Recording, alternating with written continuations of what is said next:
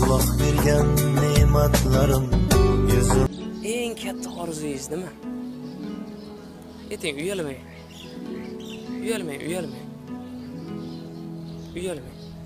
Bir odam 6 ta qizli bo'lar ekanda, doktorga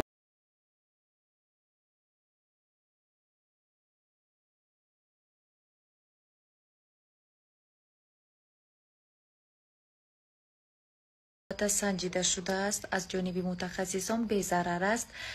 خب در یک ماه قریب که 10-15 کیلو میتوانید که وزن خود را پرتاید. به یگان نگاه داشتن دیتا، خب البته که از فاتزورب پلوس حتی ستاره های شناخته جمهوری خودمان نیز استفاده میبرند، از جمله فیروزه حفیظова و دیگران. مرحمت برانی که میخواهند که خراب شوند، من همین بسیار یک چیز قلعه فایده آور است برای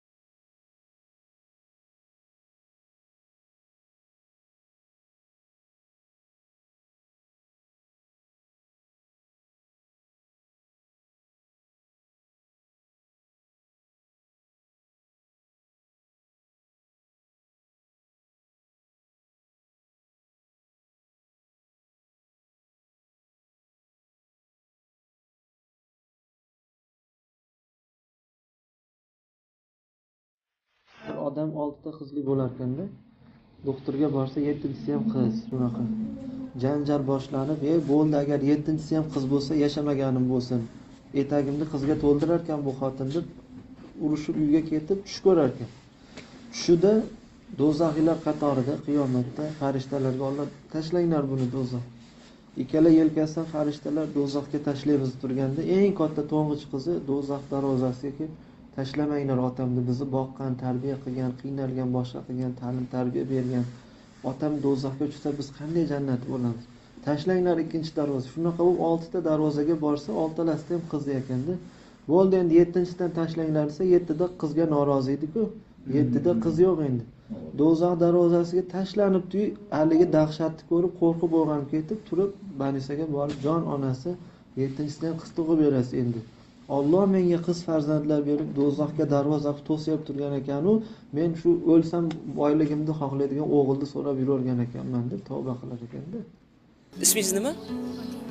Odinaxon, singlim, sizni eng katta orzungiz nima? Ayting, uyalmang.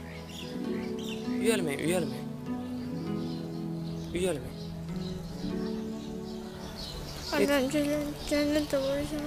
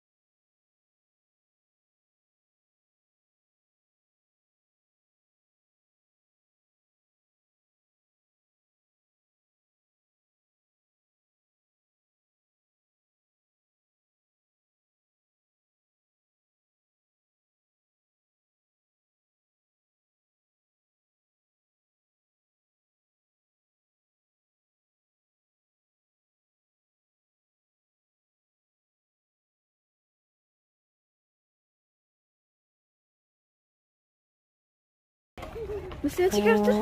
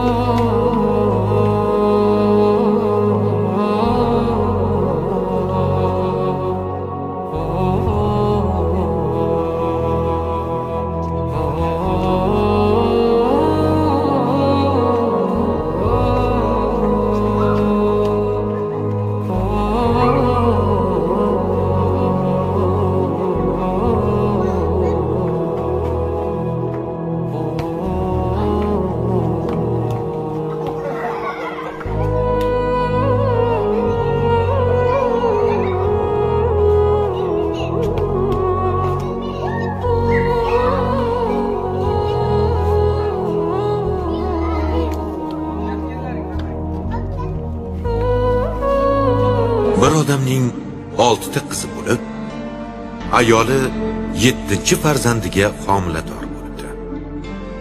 U shu farzandining o'g'il tug'ilishini juda istar.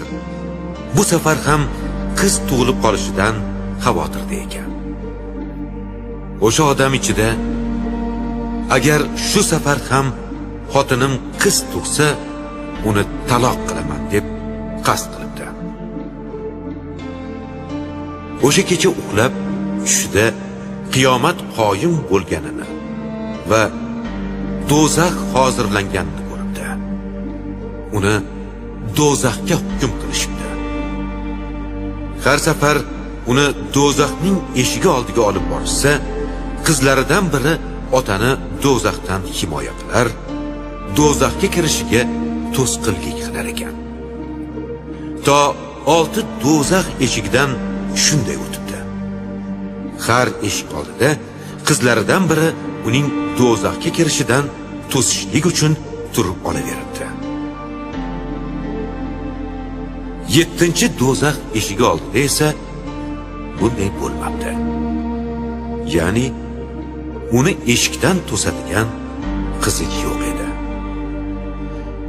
Shu payt erkak dahshatdan uyg'onib ketibdi va o'zi qasd qilgan narsasining xato ekanini anglab, ertaga butun dunyoning yaratuvchisi ulug' zotning huzurida nima deb javob beraman deya qilgan qasdidan qattiq pushaymon bo'ldi. U shu zahoti ulug' zotga yolborib, Allohim, bergan taqdiringga roziman, 7-chisini ham qiz qilib bergan deb duo qilibdi.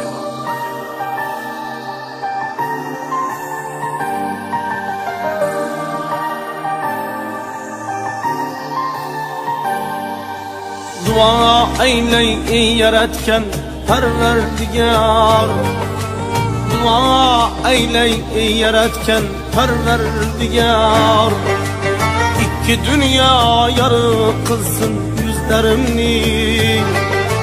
Ta hayotman aytadurman takror ming o'g'ilga alishmasman qizlarimni. Ta hayotman aytadurman takror ming o'g'ilga alishmasman qizlarimni.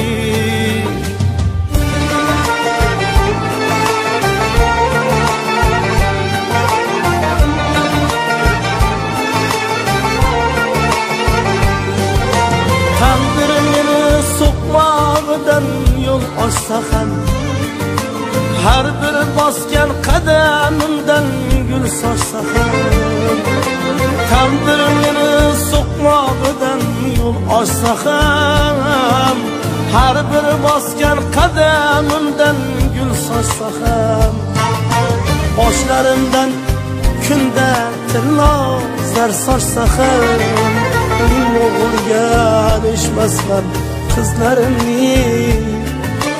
Başlarından her kim tilla zar sarsa ham Min oğulga alışmasman kızlarımni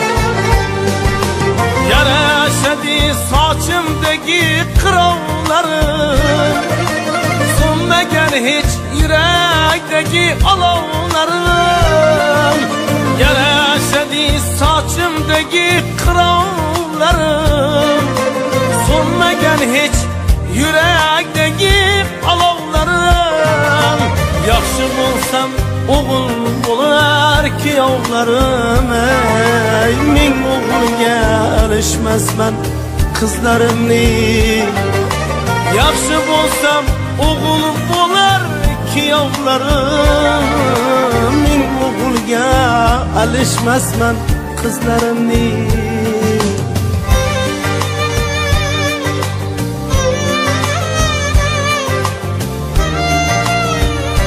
سبيل الدموع سبيل مريح تنهدى يا صاحي كي تستريح وبث الدعاء الخفي الصريح يسعك الفضاء الرحيم هي جنة طابت وطاب نعيمها فنعيمها باق وليس بفاني دار السلام وجنة المأوى ومنزل قلة الإيمان والقرآن فيها الذي والله لا عين رأت كلا ولا سمعت به الأذنان فيها الذي والله لا عين رأت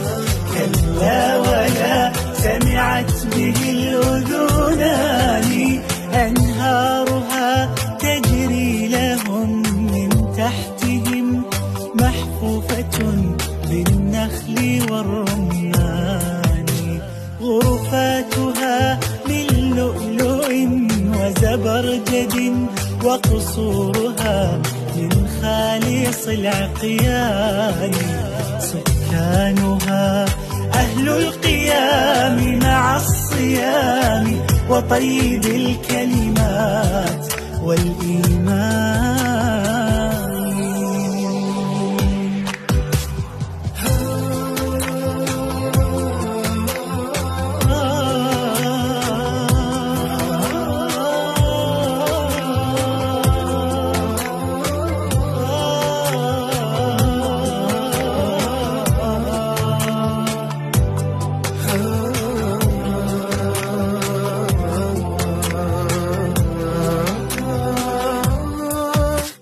أكرم بجنات النعيم وأهلها إخوان صدق أيام إخواني جيران رب العالمين وحزبه أكرم بهم في صفوة الجيران وإذا بنور ساطع قد أشرقت منه الجنان قصيها والداني وإذا بربهم تعالى فوقهم قد جاء للتسليم بالإحسان قال السلام عليكم فيرونه جهرا تعالى الرب ذو السلطان والله ما في هذه الدنيا لذ